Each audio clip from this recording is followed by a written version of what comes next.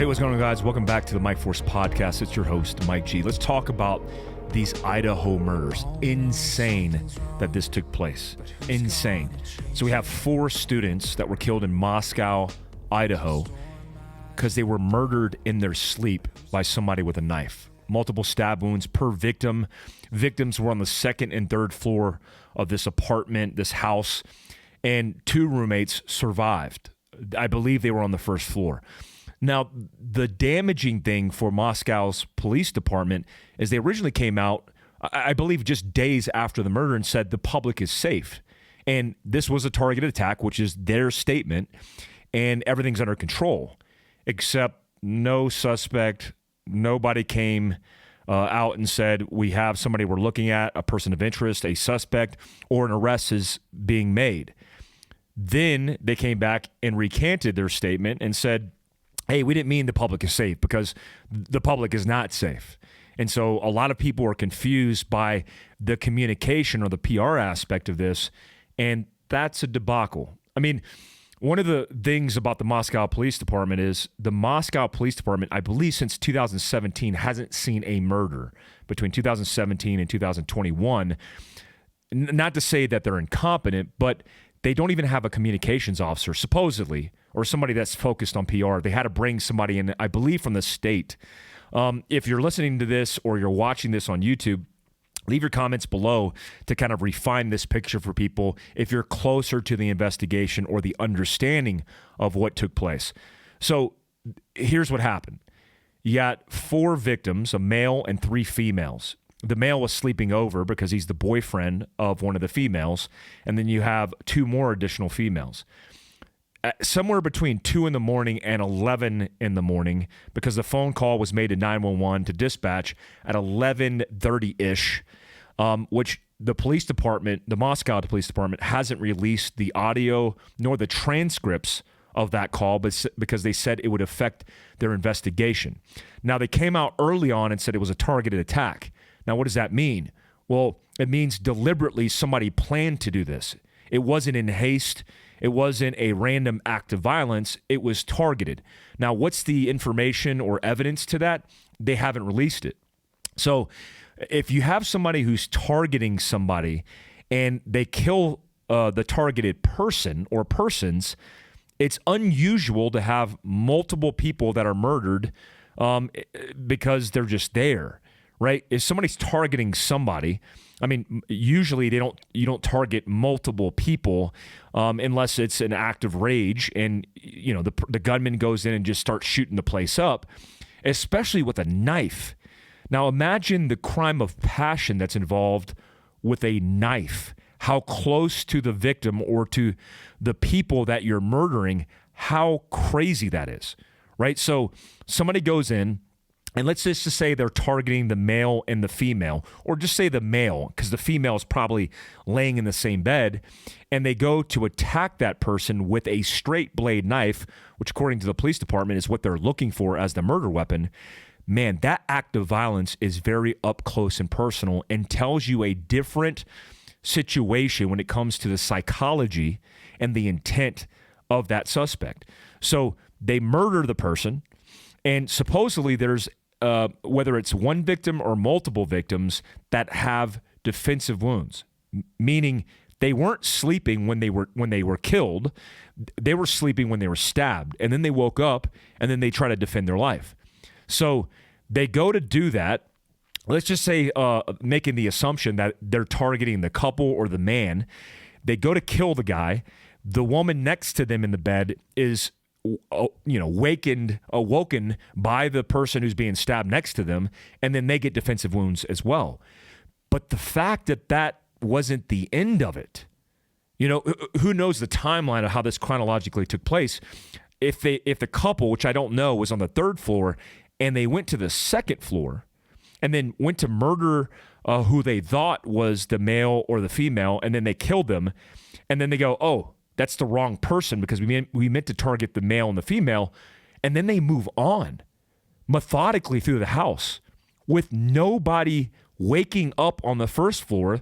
The 2 surviving women, supposedly, according to the press release through the media, I am assuming coming from the police department, the 2 girls that survived were on the first floor. So they weren't stirred by the commotion. And then that person went on to another room, and then what I assume is another room, unless the 2 girls slept in the same room, which I don't think they did. I think they slept in different rooms. So 3 separate instances where a person with a knife goes into a room and murders the people that are in there with nobody hearing a thing. And then supposedly at 11-something in the morning, a dispatch gets notification through 911 from what's being told by the police department as people who are in the house, which sounds like to me more than just the actual roommates, and they haven't released that because they said they want to protect the investigation. That's kind of odd to me. That kind of stands out to me. Why would they not release that? And the details of the suspect that they think deliberately targeted them comes from, they declared, evidence they found. And they don't want to affect the investigation by telling that evidence. Now, where they screwed up from the get-go is saying that the public was safe. How is the public safe if you don't have a suspect, if you don't have somebody in custody? How is the public safe? They're not safe. And then they recanted that statement, came back and said, hey, the public actually isn't safe. You got to be vigilant. So very scary for the people, especially the students of Moscow, Idaho, a small town in the middle of Idaho. So where are we at with this? We're at a place where we're weeks after the attack. Not a lot of information came out. And then the press release was done yesterday where they finally came out and said what they had to say and answered a few questions. One of the last questions asked by an intelligent reporter was, hey, what can the public do to be safe? If you're not giving information, then what can they do to be safe? And their answer was nothing. I mean, they didn't even give an answer. They just said, hey, yeah, this sucks, and moved on. I'm parastoring there. But it's like, what can you do in this kind of case? Well, one, I think the police haven't got ahead of messaging and communication to the public and made a clear case for why they're not giving information. 2, I think it's a mistake early on. I mean, I'm not a police officer. I have a degree in criminal justice and train law enforcement officers. But I just think I can't really think of many cases in many instances where withholding information, at least the understanding of that investigation, is going to benefit the police department, the community, and not warrant the community jumping to assumptions. Like I heard the communications officer that was designated say, well, we haven't come out because we don't want people to jump to conclusions or jump to assumptions. Well, what do you think is going to happen when you don't communicate what's going on? They're going to jump to assumptions. So why not get ahead of it because you're a public law enforcement officer and communicate, hey, this is where we're at. This is where we're going. Here's some facts of the case that we need to make the public understand. And here's what we know and don't know. Just that alone is information the public should know. I mean, withholding the important aspects of the investigation, I get that. But not communicating at all or saying, yeah, the public is safe, and when they're not safe, that's not a good path. And that's not a good look. And they know that. They're already getting hammered for it now, which is why they brought in investigators from the FBI and the state of Idaho to assist in the investigation. I've ever heard them say, like, the governor's allocated $1 million in the investigative process. I don't understand. So what can you do in this case? Well, number one, there is somebody who's on the loose who they know is a potential suspect, and that is a danger to the public. One thing you could do is be situationally aware. It's something that we teach at Fieldcraft Survival, my company, and it's also something that I teach. Hell, I just read and proofed the chapter on situational awareness for the book Prepared that's coming out by Penguin Random in June. So some of the things that I outline in the book are situational awareness is just paying attention to your environment. It's that easy. But because we're complacent, because we're lazy, because we're soft, because we want convenience as a part of our everyday routine, we disconnect from that connection that naturally keeps us safe, and we don't stay focused on our environments. So we miss a lot of things that are spikes and the pattern of behavior that should stand out to us. And then we're so lazy, we just blow it off. Like, why is that guy looking and stalking me or following me? It must just be an anomaly. No, it's there for a reason, because it's part of your primal instincts to survive, and you should pay attention. Keep it in the back of your mind, but have a plan of action to be able to react to that circumstance by being situationally aware. Lock your doors. Use closed circuit and sensors, whether it's a home alarm system, game cams, linked to SMS, whatever it is. I use Vivint in my house, and no, I'm not sponsored by Vivint, but I want an integrated security system set up in my house to give me better situational awareness. Basic things like a storm door. Why do you have a storm door? Not just to protect your door from storms, but to give a second barrier of defense. Why don't you have a gate around your yard? Maybe you have a third barrier of defense. Maybe you have a Ring or a Vivint camera that's going to provide technical surveillance to give you an early warning to what's going on. Basic stuff like paying attention to your doors, your windows, and making sure they're locked. Walking the perimeter of your house to identify potential weaknesses in your house.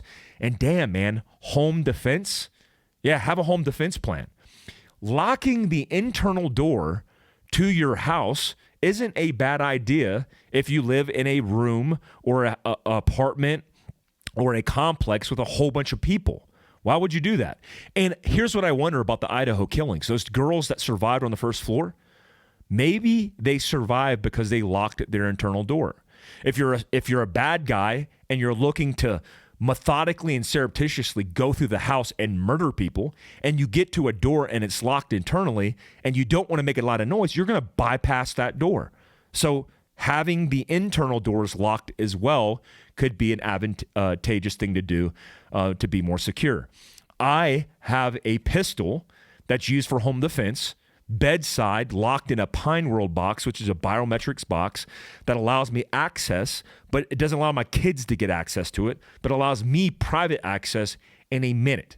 Hell, I have one right here. This, you can't really see it because it's out of camera view, but I have a SIG. This is the M18, which is the compact version of the 320 mil-spec version, but I lock it here in this biometric locked system where kids can't pull it out, but I could just, you could hear unlock, pull it out for my security. So these things are important to pay attention to, but paying attention is the first line of defense in surviving. It's something that we've forgotten as part of our primal instincts in survival, and we just turn it off because it's easier to be on our phone and our social media apps. Hey, this thing just happened recently in the last couple days, an active shooting at a gay nightclub in Colorado Springs. And as of a couple days ago, the Walmart in Chesapeake, Virginia, where a person, a manager, walked into an employee shift meet and started gunning people down.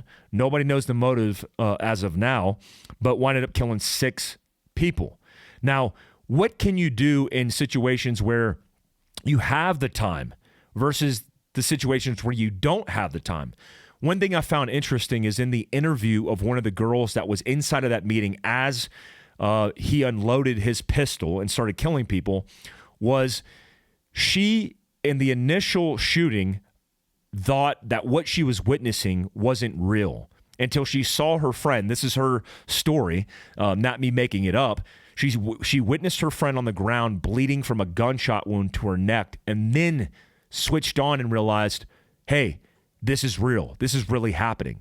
That is the first part of the process that you go through when your central nervous system shifts from a parasympathetic rest and digest to a fight or flight and a sympathetic response to allow you to survive. Because you're perceiving things and you're going, this isn't real. And then you have to switch on, which she did, realizing that it is real. She claims that he went one way and she went the other way, praying as she was running away that she would survive. And she wound up surviving. Now, it's luck because the bullet passed her head by a mere inches, as she claimed. But when he went left, she went right. And she was in a fight or flight mode, moving as fast as possible. These are things that you can do in the immediate response of reacting to something that takes place like this.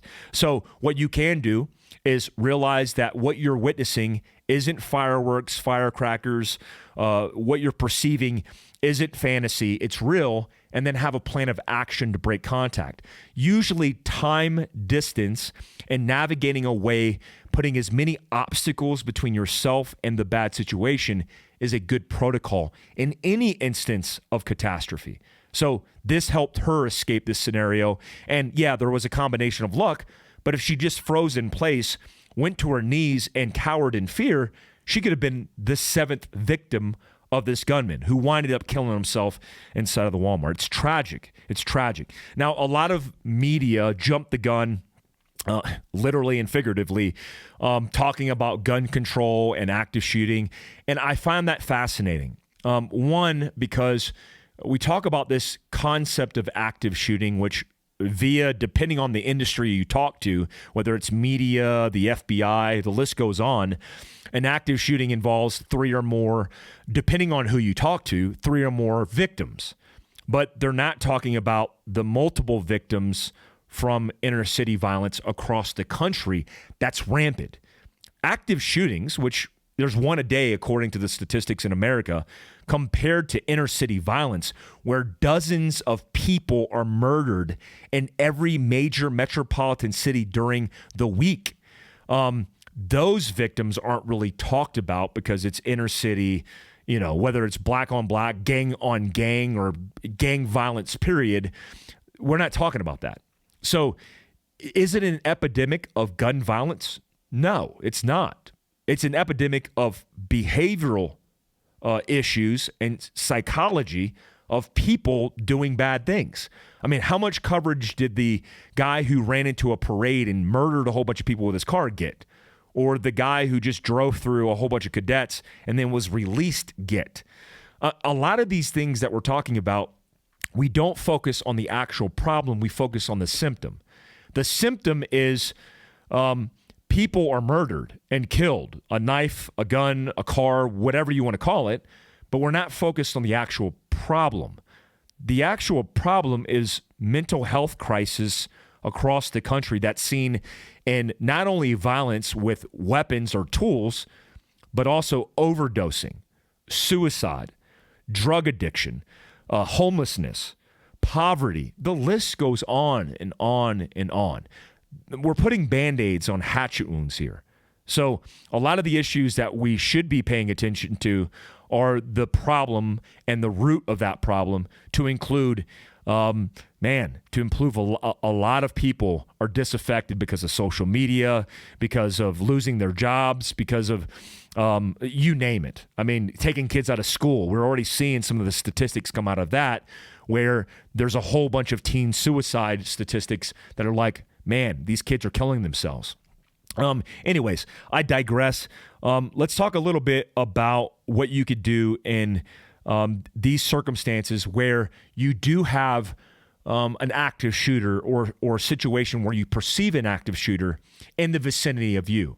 So let's say you're somebody in that Walmart and you hear something where what your first line of defense is using the senses to measure the environment, because it's typically people and environments that dictate whether or not you're going to break contact, stay in that environment, and potentially fight through it, in fight or flight, right? So if you're in an environment and you're trying to gain better situational awareness and perceiving threats before they become a threat, the thing that we teach is hands and demeanor. Hands tell often the story, but it's not the complete story, right? Hands hold the tool, the gun, the knife, but they tell the intent through our assessment of their demeanor. So let's say you're in an active shooting and something goes wrong, horribly wrong, and you're running around and you're trying to identify what's good, what's bad, identifying friend from foe, trying to break contact to an exit. Well, let's say you come across a guy with a gun. Well, if you train to script this process and you shoot targets of bad guys that you perceive because they have guns, well, that's not the cognitive understanding that you're going to need to actually think through that process. So if you just shoot every target with a gun, you're not thinking through the process, especially if the gun's just being held, right? Because if a good Samaritan or a responsible citizen, as we would call it, has a gun, they might be on your side. So you have to assess demeanor. And how do we assess demeanor? Well, it's body language, right? It's the gesturing of the hands and body, the facial features and how they are telling the full story. If you see a person with a gun and they're shooting indiscriminately at innocent people, well, their demeanor is obviously telling me, their behavior is obviously telling me they're bad. But if you run down an aisle and you see a person holding a gun and they're holding it looking and trying to assess where there are potential threats, they might be on your side. So when you go into different environments, what we're looking for is the spike in the graph, right? As we're assessing this information, the spike in the graph hones us in, and then further attention is needed to assess whether something is a threat or a non-threat. So when we're going into a restaurant, when we're going to a Walmart, when we're going to a hospital, whatever the environment is, if we're going into that environment and we're trying to assess, we need to scan. Observation is a conscious and deliberate act. It's not just seeing, it's looking. So as I'm looking for hands and demeanor. Now, it would be cumbersome for you to walk into a restaurant and scan left to right as you walk in the entrance and scan hands, demeanor, hands, demeanor, hands, demeanor. It would make your family very uncomfortable. It would take you a lot of time. It wouldn't be very consistent with trying to be, fitting into your environment, the gray man. So how can you do it? Well, you go into a restaurant, you scan left to right, and as you're scanning, you're looking for anomalies or spikes in the pattern. Those spikes are going to tell you the story. So let's say you sweep across the room and you see a guy, and his demeanor stands out to you. He looks paranoid. He looks like he's looking around, he's sweating. You can see the sweat off his brow. Well, does that mean you need to confront him? Does that mean you need to be involved? No, it just means you need to pay him more attention than everybody else because he's the spike in the graph. As you do that, you start looking at hands and demeanor. What are his hands doing? Is he looking at his cell phone?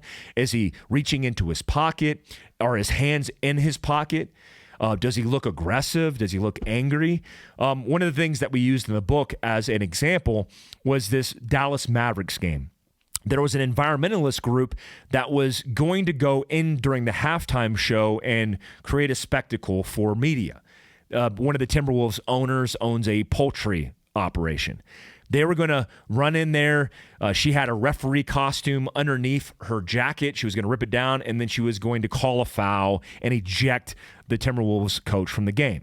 There were two of them. One was surveilling and had her camera and prepared to capture the moment, and the other gal was prepared to be the actor in the event. So what was the demeanor hits? What was their hands and demeanor telling the security official on the sidelines? Well, one, they weren't engaged in the game. Normal basketball fans are engaged in the game. Two, the person who was doing the filming and recording, which is normal at a basketball game, turned it panoramic-wise and started honing on the court, and there was nothing going on.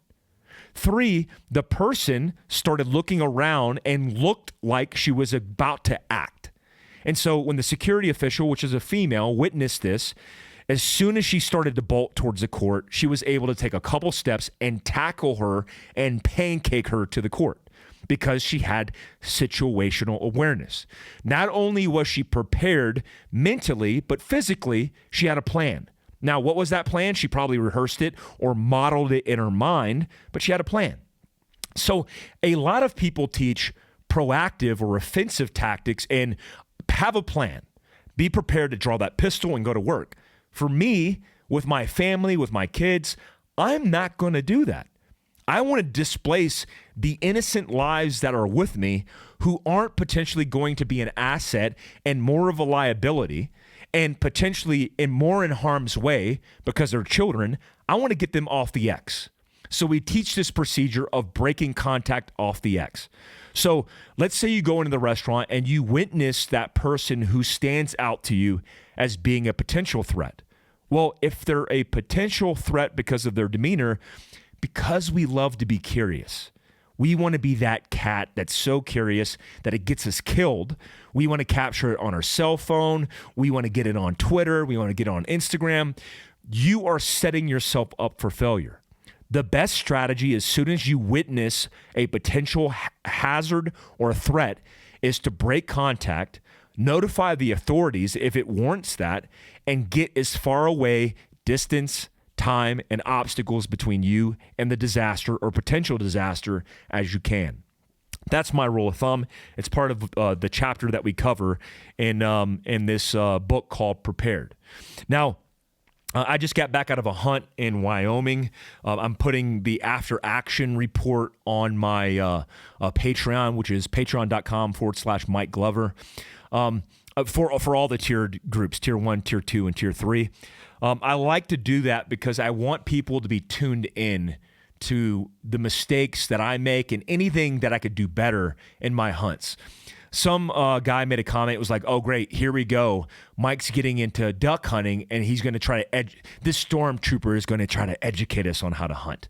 Look, I'm not here. I don't get paid to educate you on how to hunt because the reality is I'm a hunter, but I'm not the best hunter on the planet. You know, if you wanted to be educated on how to hunt, pay attention to John Dudley, to Cameron Haynes. I'm a guy who likes to hunt. I have a hunter mindset, and I want to teach you through my experiences because I think it's important in how we educate people on self-reliance. Being prepared is about being self-reliant, right? There's too much dependence right now on too many things, including the U.S. government, the institutions between the government and us. And we don't realize that there are a lot of opportunities, including hunting, for us to disconnect, cut the umbilical cord, and be more self-reliant. Like some people were like, oh, it's unrealistic for you to think that you could just cut the grocery store off. Really? I mean, besides yogurts and some of the things that I get my kids, I don't have to depend on the grocery store at all. I mean, I got soap that's homemade because Ben Walker Trading Company, we sell that soap. That's my company. We sell that soap online. The origin story of that soap is it's a veteran-owned company, and we make it. The chicken that exists in my backyard times 9 plus the 2 ducks provides me adequate protein that allows me to get that protein in the morning for my family. The coffee that I get from Black Rifle Coffee that comes from a veteran-owned company where I know where the beans come from. I know the process. I know the people. The meat that I harvest where, you know, harvesting that meat, getting the burger, getting the loin, getting the all the meat in my freezer is going to provide adequate amounts of protein that are going to feed my family for years to come. So I don't have to be dependent. Now, do I have to go to the gas station to get gas? Yeah, I have to do that. But I want you to start somewhere, and hunting is a good place to start. A big shout out to CJ and the outfitter out in Wyoming that provided me the opportunity to hunt, courtesy of Andy. Andy got the call. He wanted to invite me and him to go do this conservation tag, and I scored a beautiful bull elk. He was in a herd of 200 elk when I was able to take him from about 400 yards. We ranged him at 300 to 400 yards. It was about 400 yards, and I took 2 shots on him. The second shot puncturing his chest wall and putting him down. Very ethical kill. 300 Win Mag on a custom gun. I wish I had a SIG Cross 300 Win Mag. It's still in development. But if you know a good 300 Win Mag company, I want a custom gun suppressed. I was using a proof barrel on a custom McMillan stock with a Surgeon Action, but I want the lightest 300 Win Mag that's the most accurate for hunting in the backcountry. And the gun I had was great, but it was just a little bit too heavy. I want a lighter one. So if you know of a company or a custom builder, let me know in the comments below or hit me up on my email at mike.fieldcraft@gmail.com. Guys, let me give you a couple updates. 2 December, Black Rifle Coffee Company. I'll be in Dallas, Texas. I'm teaching the 3rd and 4th in Dallas, Texas at Gritter, which is a local indoor range that we partner with. And I'll be there 2 December teaching a survival seminar. You can go on fieldcraftsurvival.com and sign up for that. Also, Las Vegas, 10 December at the Vegas Pro Gun Club. I'll be teaching out there, just a pistol course, flying out there for the day. Lee Busby, a friend of mine who works for Tier Tactical, a former special operations guy, will be there on site as well. Looking forward to catching up with Lee. Also, on 7 and 8 January, I know this is pretty far out, 17 December, I'll be teaching a survival seminar here in Heber City. But on 7 and 8 January, I'll be in Granite Falls teaching pistol and carbine with Greg Anderson's group. And I apologize, I don't remember the name of the group, but he has his own group, including jiu-jitsu, CrossFit, and his own tactical group where he trains local civilians, which is great. I love the fact that people are doing that, especially good people like Greg Anderson. So come out and see me northeast of Seattle on 7 and 8 January in Granite Falls. It's going to be cold as balls, but who cares? Like, let's go out and train, have fun. It's going to be a good time. I'm looking forward to it. Also, I just released a new program that's 12 weeks long with Amber, our family preparedness director, that's all about getting you prepared in your household. Family preparedness. People are going, why do you need a 12-week program? Well, it's easy because preparedness, especially family preparedness, and all of its complexities requires a comprehensive plan of action. PDFs, checklists, Zoom calls, educators, experts, all of that stuff we're going to be providing in that program, which is named 62 because we're only taking 62 households for that program. And the Act of 1862, the Homestead Act of 1862, how sweet and how fitting that the government was able to,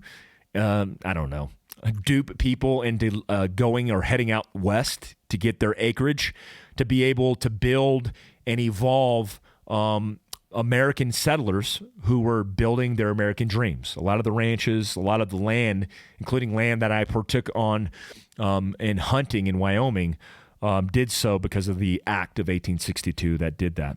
So the 62 program with Amber, 12-week program is live on fieldcraftsurvival.com. Heber City, Utah, Aberdeen, and Dallas-Fort Worth, Texas at Gritter, we will be doing responsible citizen courses every Wednesday and weekend courses every weekend. I want you to come out and see us. I'm teaching almost every month here in Heber City, Utah, and I want you to make the trip.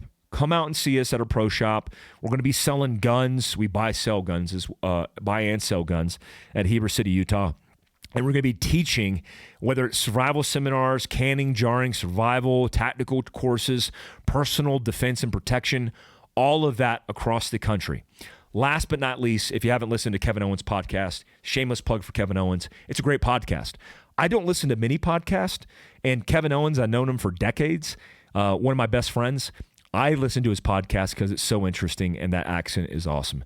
Go on to wherever podcasts are found and put in Kevin Owens, and you'll find his podcast. Great podcast to tune into. Guys, appreciate you tuning in. YouTube, subscribe, hit the notification tab, and if you're listening, go watch. If you're watching, go listen. Do both. I hope I'm providing you some value on these podcasts. We're trying to keep them down to 30, 40 minutes for your daily commute because I want to fit it all in there in the daily commute. Appreciate you listening, and until next time, stay alert, stay alive, guys. Peace out.